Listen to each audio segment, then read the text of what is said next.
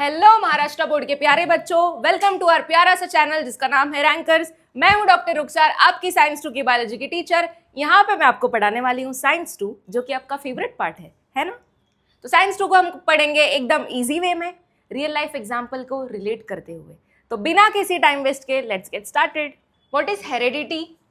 Heredity क्या है? तो हेरिडिटी को समझने के लिए हम एक फैमिली को इमेजिन करेंगे जिसमें एक मदर है, एक फादर है और एक बेबी है। ओके, अब इसमें मदर के कुछ कैरेक्टर्स होंगे, जैसे कि मदर का आई कलर ब्राउन है, मदर के नोज की शेप स्ट्रेट है, मदर के हेयर स्ट्रेट है। ओके, फादर के कुछ कैरेक्टर्स होंगे, जैसे कि फादर का हाइट टॉल है, फादर का हेयर स्ट्रेट है। ओके, अब जो चाइल्ड होगा इसमें क्या होगा, कुछ कैरेक्टर्स मदर से, कुछ कैरेक्टर्स फादर से, है ना। चाइल्ड एग्जैक्टली अपने मदर की तरह भी नहीं दिखता है और एग्जैक्टली अपने फादर की तरह भी नहीं दिखता है। चाइल्ड कैसे दिखता है? कॉम्बिनेशन होते हैं उसमें दोनों के कैरेक्टर्स की, ठीक है। तो ये जो कैरेक्टर्स आते हैं चाइल्ड में अपने पेरेंट्स से, इसको हम क्या बोलते हैं? हेरिडिटी। तो heredity is the transfer of biological characters from one generation to another generation via genes, through genes. ये कैरेक्टर्स कैसे पास होते हैं? जीन्स के थ्रू पास होते हैं। अब जीन्स क्या है? डीएनए का एक पर्टिकुलर सेगमेंट होता है, उसको हम क्या बोलते हैं? जीन। और हर एक पार्ट, डीएनए का हर एक पार्ट कुछ पर्टिकुलर कैरेक्टर्स या कुछ पर्टिकुलर ट्रेट्स के लिए रेस्पॉन्सिबल होता है, ठीक है। तो लेट सपोज ये डीएनए का स्ट्रक्चर है, इसमें ये वाला पार्ट जो है अज्यूम करते हैं कि ये रेस्पॉन्सिबल है आई कलर के लिए, वैसे ही कुछ पार्ट होगा जो रेस्पॉन्सिबल होगा कॉम्प्लेक्शन के लिए, ठीक है। जैसे कि तुम डायग्राम में भी देख सकते हो कि ये फादर, ये मदर। ओके, फादर में देखो, फादर से क्या क्या एक्वायर हुआ ये सन को, मतलब क्या क्या जनरेशन से पास हुआ है कैरेक्टर्स। देखो, eye colour, hair type, mental ability. Mother से क्या क्या मिला है इस बच्चे को? नोज शेप, स्किन का टेक्सचर, मतलब स्किन कैसी है, सॉफ्ट है, रफ है। ओके, ब्लड ग्रुप, जैसे मदर का blood group let suppose B positive था, फादर का ए पॉजिटिव था, लेकिन चाइल्ड में किसका ब्लड ग्रुप आया है? बी पॉजिटिव आया है। किसका? मदर से। अंडरस्टूड? तो कुछ कैरेक्टर्स जो है वो हमारे अंदर अपने मदर से रहते हैं और कुछ कैरेक्टर्स जो रहते हैं फादर से रहते हैं। अंडरस्टूड? ठीक है, तो आप मुझे कमेंट डाउन करके बताइए कि आप में कौन से कैरेक्टर्स आए, अपने फादर के या मदर के, ठीक है। तो बढ़ते हैं अपने नेक्स्ट टॉपिक की तरफ। तो हमारा नेक्स्ट टॉपिक है वेरिएशन। ओके, अब मुझे एक बात बताइए, हमारे जो सिबलिंग्स है, सिबलिंग्स मतलब भाई बहन, क्या तीनों भाई बहन या दोनों भाई बहन सेम दिखते हैं? नहीं। क्यों? जैसे मेरा समझो मेरे भाई का हाइट टॉल है, मेरा हाइट शॉर्ट है, भाई का आई कलर ब्लैक है बट मेरा आई कलर मेरे मदर से मैच होता है, ब्राउन। तो इसका क्या मतलब है? कुछ कुछ वेरिएशंस, कुछ कुछ चीज़ें अलग भी है ना। तो पेरेंट्स तो एक ही थे, लेकिन जो ये पेरेंट्स के तीनों बच्चे हैं, वो तीनों बच्चों में क्या है? थोड़ा थोड़ा अलग है कैरेक्टर्स, है ना। तो ये जो अलग है, डिफरेंस है, इसको हम बोलते हैं वेरिएशंस। तो variation is the difference in characteristics among individuals of the same species. मतलब है तो सभी ह्यूमंस सेम स्पीशीज के हैं, लेकिन सब में वेरिएशंस देखने को मिल रहे हैं, कुछ कुछ अलग चीजें देखने को मिल रही है। ओके, अब ये वेरिएशंस क्यों जरूरी होंगे? वेरिएशंस का क्या इंपॉर्टेंस है? क्योंकि अगर वेरिएशंस ना होते तो सभी सेम दिखते, सबका हाइट सेम होता, सबका आई कलर सेम होता, सबके फेशियल फीचर्स सेम होते, तो हम आइडेंटिफाई नहीं कर पाते, ठीक है। तो इसके लिए वेरिएशंस हमारे लिए बहुत ज़्यादा ज़रूरी है। ओके, तो देखो, why don't all brothers and sisters look exactly the same? तो इसका आंसर क्या हो सकता है? Different I colour, different height हो सकता है, डिफरेंट हेयर टाइप को, जैसे मेरे भाई का हेयर स्ट्रेट है, मेरा हेयर वेवी है। Okay, different facial features, because every individual inherits मतलब एक्वायर करता है, inherits a different combination of genes. तो ये होता क्यों है वेरिएशंस बेसिकली? तो क्या होता है, देखो, जैसे ये मेरे फादर का जीन था, ये मदर का जीन था, है ना। तो जब ये मिक्सिंग होता है जीन्स का, तो कुछ जीन्स यहाँ से, कुछ जीन्स यहाँ से आके एक न्यू कॉम्बिनेशन ऑफ जीन्स बनता है और ये वेरिएशंस को क्रिएट करते हैं, ठीक है। इसको हम एकदम सिंपल एग्जांपल से समझते हैं। जैसे बचपन में सभी ने ब्लॉक्स खेला होगा, ब्लॉक्स पता है आपको? ऐसे ब्लॉक्स होते थे, ग्रीन, येलो, रेड, पिंक, है ना। तो ये ब्लॉक्स को हम क्या करते थे? जोड़ते थे और अलग अलग स्ट्रक्चर बनता था। जैसे समझो मैंने ब्लॉक्स को एक रोबोट के फॉर्म में जोड़ दिया तो एक रोबोट बन जाता था, है ना। अगर मैं ब्लॉक से बिल्डिंग बनाती थी तो ब्लॉक से बिल्डिंग बन जाता था। तो हो क्या रहा था वहां पे? ब्लॉक्स तो सेम ही थे, लेकिन अलग अलग कॉम्बिनेशंस यूज करके मैं अलग अलग स्ट्रक्चर्स बना रही थी। तो वैसे ही जीन्स के अलग अलग कॉम्बिनेशन से अलग अलग वेरिएशंस तैयार होते हैं। अंडरस्टूड? ठीक है, तो चलते हैं अपने नेक्स्ट टॉपिक की तरफ। ठीक है, तो बच्चों वेरिएशंस के दो टाइप्स होते हैं। कौन से? एक है हेरिडिटरी वेरिएशन और एक है एक्वायर्ड वेरिएशन, ठीक है। हेरिडिटरी वेरिएशन, जैसे अभी अभी हम हेरिडिटी पढ़ के आ रहे हैं, तो हमको पता है हेरिडिटी क्या था? Transfer of biological characters from one generation to next, ठीक है। तो हेरिडिटरी वेरिएशन क्या होगा, ऐसे वेरिएशंस जो जनरेशन से आए हैं, है ना, जैसे कि आई कलर अपने पेरेंट्स से मिला है, हेयर टाइप पेरेंट्स से आया, इधर ऑफ द पेरेंट्स से आ सकता है, या तो मदर से या तो फादर से। ब्लड ग्रुप जो ये वेरिएशन था, ये कहाँ से आया, ये भी हमारे पेरेंट्स से आया। तो hereditary variations are those which are passed from parents through genes. ठीक है, देखो ये आई कलर, हेयर टाइप, है ना, दिख रहा है तुमको, straight hair, wavy hair, curly hair. Blood group देखो A positive, B, A B, O, है ना, ब्लड ग्रुप। तो ये क्या है, ऐसे वेरिएशंस जो अपने पेरेंट्स से आए हैं उनको हम हेरिडिटरी वेरिएशंस बोलते हैं।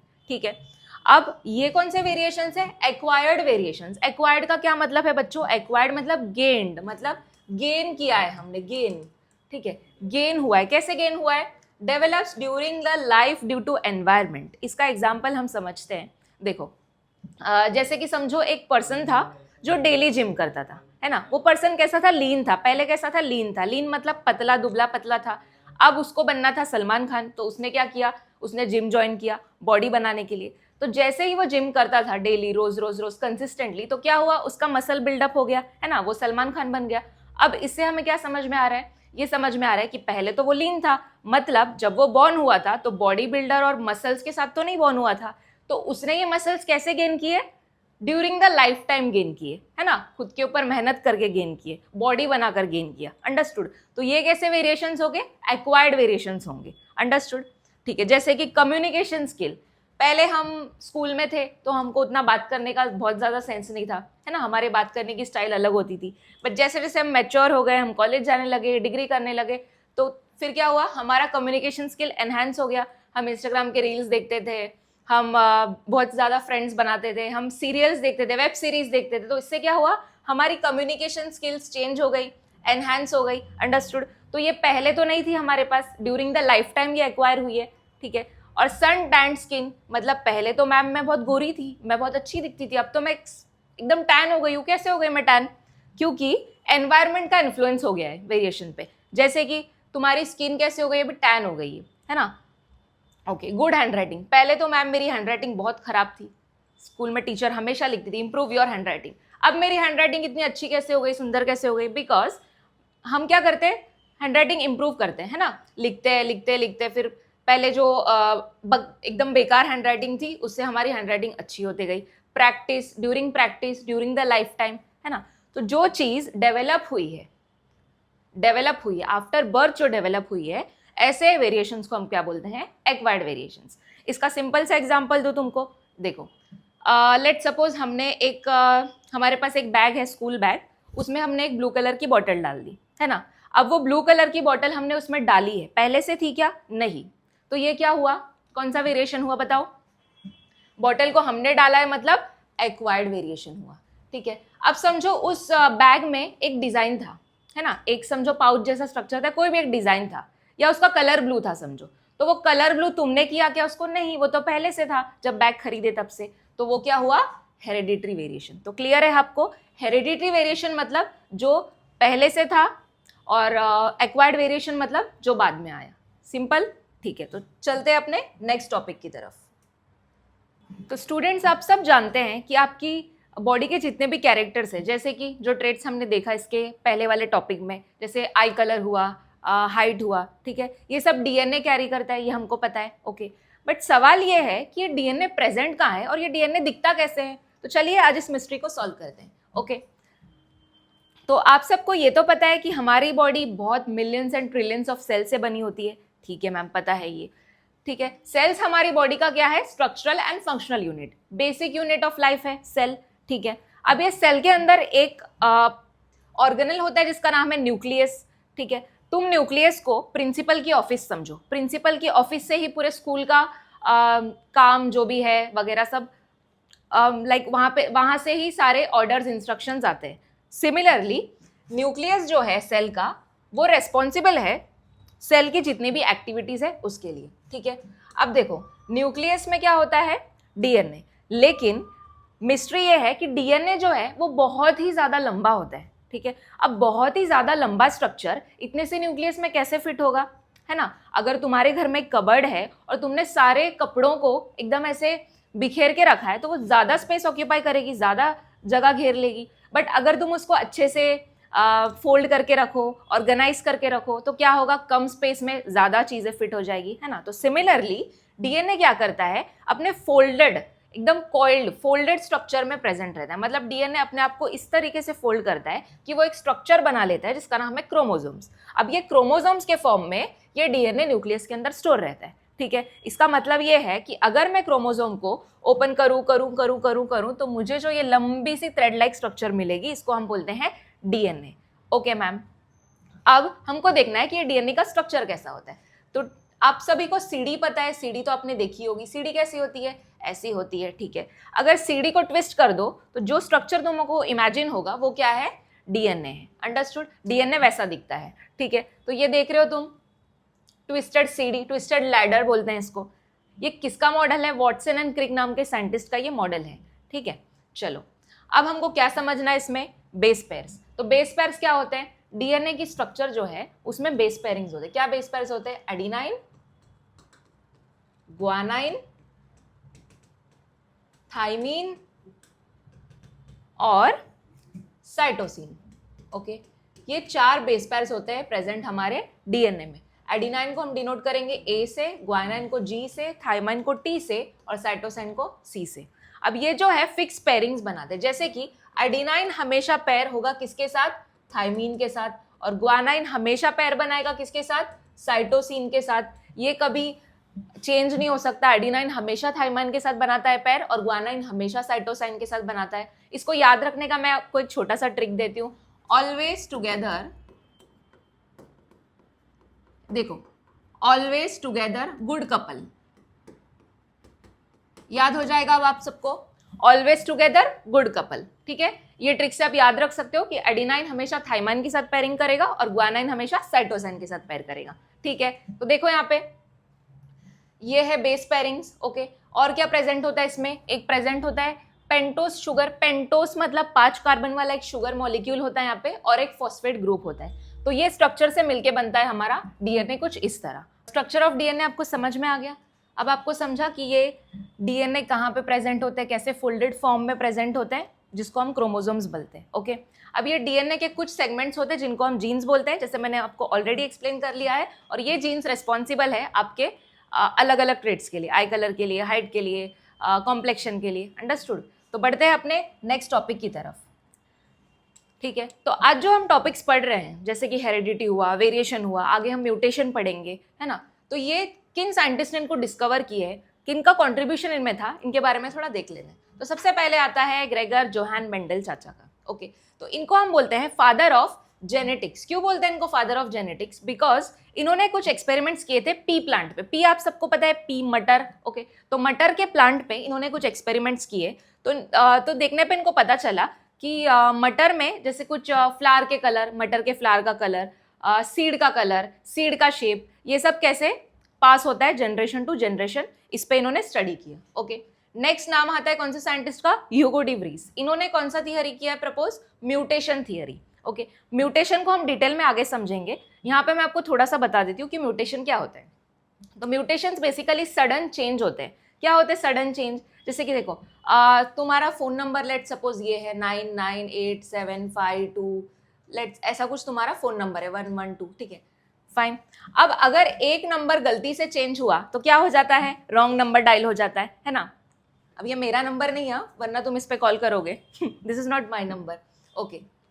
ये जस्ट एक रैंडम नंबर है, इस पे कॉल मत कर देना। तो एक नंबर के चेंज होने की वजह से पूरा फोन नंबर चेंज हो गया और रॉन्ग नंबर डायल हो गया। तो वैसे ही हमारे डीएनए के जो बेस पेयर्स थे उसमें एक भी बेस या एक भी बेस पेयरिंग में चेंज होने से म्यूटेशन हो जाता है। तो म्यूटेशन क्या है, म्यूटेशन आर सडन चेंजेस, ठीक है। तो ह्यूगो डी व्रीज ने प्रपोज किया म्यूटेशन थियरी, और इन्होंने क्या एक्सप्लेन किया कि म्यूटेशन जो है वो सडन चेंज होते हैं। मतलब सडन चेंज मतलब अचानक से होते हैं, अंडरस्टूड, ठीक है। नेक्स्ट आता है नाम किसका, वॉल्टर सटन का। इन्होंने क्या बताया, chromosomes occur in pairs and carry the genes. इन्होंने बताया कि क्रोमोसोम्स जो है वो जीन्स को कैरी करते हैं। अभी अभी हमने देखा ना डीएनए का स्ट्रक्चर, उसमें हमने क्या देखा कि क्रोमोसोम्स फोल्डेड स्ट्रक्चर होते हैं, अंडरस्टूड। तो वैसे ही इन्होंने बताया कि क्रोमोसोम्स जो है वो जीन्स को कैरी करते हैं, ठीक है, एकदम क्लियर है ये। और क्या बताया इन्होंने कि क्रोमोसोम्स पेयर में अकर होते हैं। पेयर में अकर होने का क्या मतलब है, जोड़ी में, मतलब कैसे, हमको तो पता ही है, मदर से एक क्रोमोसोम आता है, फादर से एक क्रोमोसोम आता है ना, XY या XX, तो एक मदर से आया, एक फादर से आया, एक मदर से आया, एक फादर से आया। तो इससे क्या समझ में आता है कि क्रोमोसोम अकेले नहीं होते कभी, वो कैसे होते हैं, पेयर में होते हैं। ठीक है, तो चलते हैं अपने नेक्स्ट टॉपिक की तरफ। अब स्टार्ट करते हैं हमारा ब्यूटीफुल सा कॉन्सेप्ट जिसका नाम है ट्रांसक्रिप्शन। ओके, इसको समझने से पहले हमको ये समझना होगा कि हमारी बॉडी में बहुत सारी प्रोटीन्स की ज़रूरत होती है। लगभग हर फंक्शन, सारे इंपॉर्टेंट फंक्शन के लिए प्रोटीन्स की ज़रूरत होती है। ओके, तो अब ये प्रोटीन्स कैसे बनते हैं, ठीक है, तो ये प्रोटीन्स बनाने की जो मेन रेसिपी होती है वो प्रेजेंट होती है डीएनए के पास। ठीक है, अब डीएनए कहाँ पे प्रेजेंट है, डीएनए तो सेल के न्यूक्लियस में प्रेजेंट था, है ना, यहाँ पे था हमारा डीएनए। बट प्रोटीन्स बनते कहाँ पे है, प्रोटीन्स तो न्यूक्लियस के बाहर बनते हैं। न्यूक्लियस के बाहर होता है राइबोसोम्स, और ये राइबोसोम्स में बनते हैं प्रोटीन्स। ठीक है, अब सवाल ये है कि जब रेसिपी बुक मतलब मेन इंफॉर्मेशन प्रोटीन बनाने की अगर डीएनए में प्रेजेंट है और अगर डीएनए न्यूक्लियस के अंदर है, तो फिर ये बाहर कैसे आएगी इंफॉर्मेशन प्रोटीन्स बनाने के लिए। तो डीएनए क्या करता है, खुद बाहर नहीं आता, वो क्या करता है, अपना एक जेरोक्स कॉपी, अपना एक फोटोकॉपी बना लेता है जिसका नाम है mRNA या मैसेंजर आरएनए। मैसेंजर आरएनए का क्या मतलब है, वो मैसेज को कैरी करता है। किसका मैसेज, जो डीएनए में इंफॉर्मेशन है प्रोटीन बनाने की, उसको वो कैरी करता है। ठीक है, और बाहर निकल जाता है, कौन, ये mRNA। अब ये mRNA जब बाहर निकल गया, ये क्या बनाएगा, प्रोटीन्स बनाएगा। अंडरस्टूड। तो ये प्रोसेस आपको समझ में आया कि मेन रेसिपी बुक किसके पास है, मेन रेसिपी, मेन इंफॉर्मेशन किसके पास है, डीएनए के पास है। डीएनए कहाँ पे है, न्यूक्लियस के अंदर है। ओके, अब ये डीएनए बाहर आ नहीं सकता, ये प्रॉब्लम है। ठीक है, अगर ये डीएनए खुद बाहर आ जाता तो आराम से फिर ये प्रोटीन बना लेता बाहर आके, लेकिन डीएनए बाहर आ नहीं सकता। वाई, बिकॉज डीएनए अंदर एकदम कैसा रहता है, सेफ रहता है, वो एक इंपॉर्टेंट स्ट्रक्चर है तो वो अंदर सेफ रहता है। तो वो क्या करता है, अपना एक मैसेंजर को भेज देता है। कौन है वो मैसेंजर, mRNA। ओके, तो डीएनए अपनी इंफॉर्मेशन को जस्ट जेरोक्स कर लेता है, समझो फोटोकॉपी बना लेता है उसकी, और इस जेरोक्स वाले इंफॉर्मेशन को ये भेज देता है बाहर। ठीक है, सिंपल है ये प्रोसेस। ओके, तो हुआ क्या, हम देखते हैं, पहले बना डीएनए से mRNA, और फिर ये mRNA से बनता है हमारा प्रोटीन्स। तो बच्चों, ये जो आपको प्रोसेस दिख रहा है डीएनए से mRNA का बनना, इस प्रोसेस को हम बोलते हैं ट्रांसक्रिप्शन। तो ये हमारी बॉडी का एक ब्यूटीफुल सा कॉन्सेप्ट है। ओके, तो इसको हम समझेंगे डिटेल में। ओवरऑल आपको समझ में आ गया कि ट्रांसक्रिप्शन होता क्या है। ठीक है, तो देखो, transcription is the process in which the genetic information मतलब जो डीएनए के पास जो मैसेज है प्रोटीन बनाने के लिए, ठीक है, present in the DNA is copied into mRNA। Okay, तो how does the information stored in DNA reach the ribosome to make protein. तो ये जो डीएनए के पास जो इंफॉर्मेशन स्टोर है, ये राइबोसोम तक कैसे जाती है प्रोटीन बनाने के लिए। तो DNA cannot leave the nucleus, DNA nucleus से बाहर नहीं जा सकता। तो डीएनए क्या करता है, it makes a copy of its genetic information. तो जो इंफॉर्मेशन उसके पास स्टोर्ड है उसका वो कॉपी बना लेता है। ओके, और इस कॉपी को हम बोलते हैं mRNA।